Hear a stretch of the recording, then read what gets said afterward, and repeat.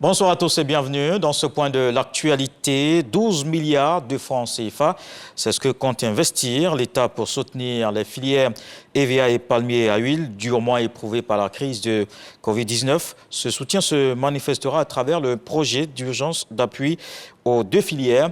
Ce projet entre désormais dans sa phase active. Le régulateur a lancé le volet dédié aux palmiers à huile dans la région des Grands Ponts. Voici le reportage de Mahama Traoré. Une visite dans les plantations de palmiers à huile de la région du Sud Comoé permet de mesurer l'ampleur du conflit armé russo-ukrainien et son corollaire de surenchère du coût des intrants agricoles. Peu importe d'engrais, les plants qui sont venus sec. Il n'y a pas d'engrais. Donc, manque d'engrais, elle va faire 7 ans avant de rentrer en production, au lieu de 3 ans. Manque d'engrais par faute de moyens. Passé de 20 000 à 40 000 francs CFA en moins d'1 an, la flambée du sac d'engrais entraîne une difficulté d'approvisionnement des planteurs, ce qui risque de réduire la production nationale, actuellement estimée à 1 800 000 tonnes de régime de palme par an. Comme solution, l'État initie le projet d'urgence d'appui aux filières EVA et palmiers à huile, PUA-HP, afin de soutenir les paysans en leur distribuant gratuitement de l'engrais. Vraiment, ça me fait plaisir d'avoir de l'engrais. Et je remercie tous les donateurs qui nous ont offert cet engrais. Ça nous permet la production pour qu'on puisse mettre nos enfants à l'école, un train de vie meilleur pour que nous puissions respirer comme les autres aussi. Si je dois acheter un sac d'engrais à 40 000 et que j'ai eu une offre vraiment favorable, ça ne me fait que plaisir. Financièrement, ça bouche un peu les trous.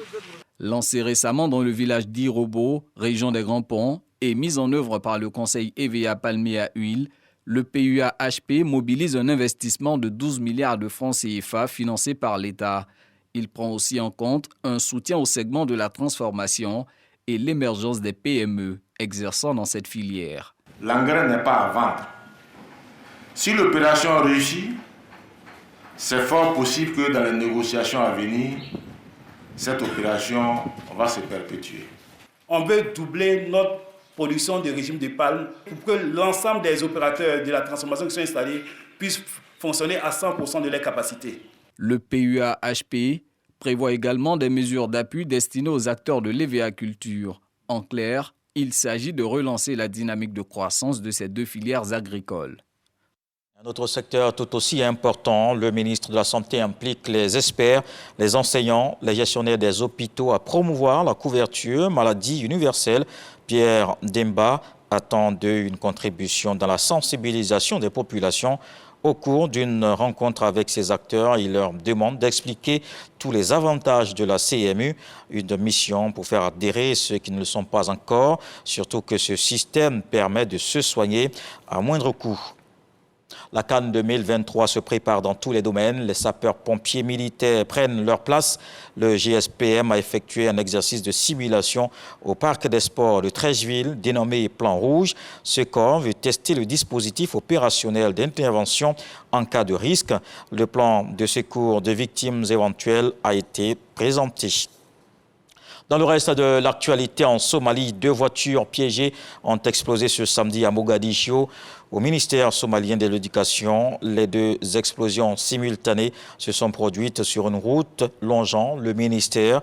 Le porte-parole de la police fait état de plusieurs victimes. Ce double attentat fait au moins 9 morts selon des sources sécuritaires. 17 milliards d'euros, c'est le nouveau bilan des avoirs russes gelés dans l'Union européenne. L'annonce faite par le commissaire européen de la justice dans un entretien aux médias d'un groupe allemand. Ce sont des avoirs de 90 oligarques et entités russes dans 7 pays de l'UE. C'est le résultat de 8 trains de sanctions contre la Russie en réponse à l'invasion de l'Ukraine. Dans ses échanges avec la presse, le commissaire européen a également annoncé qu'il est possible d'acheminer ce montant vers un fonds d'indemnisation pour l'Ukraine. Les sanctions occidentales ont également entraîné le gel de 300 milliards d'euros de réserves d'échange de la Banque centrale russe dans le monde. Dans la page culture, on parlera des 25 ans de carrière de Yodé et Siro. 5 albums et plusieurs collaborations ont sanctionné ce quart de siècle dans le Zouglou.